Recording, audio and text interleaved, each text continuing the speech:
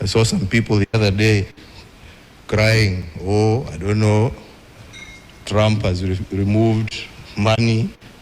He said he's not giving us any more money. Watu wanalia. Why are you crying? It's not your government, it's not your country.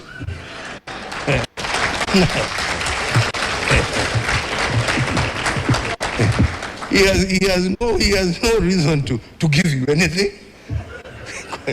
I mean, you don't pay taxes in America. He is appealing to his people. Shauri yenu bwana. This is a wake-up call for you to say, okay, what are we going to do to help ourselves? Instead of crying, tujiulize, what are we going to do? Haya ametoa hiyo pesa, sasa tutafanya namna gani jameni? What are we going to do? To support ourselves. Because nobody is going to continue holding out a hand there to give you. It is time for us to use our resources for the right things. We are the ones who are using them for the wrong things. The bullets and the guns we buy, we're not given for free. We buy them. And we're not buying them to go and fight wars off our shores.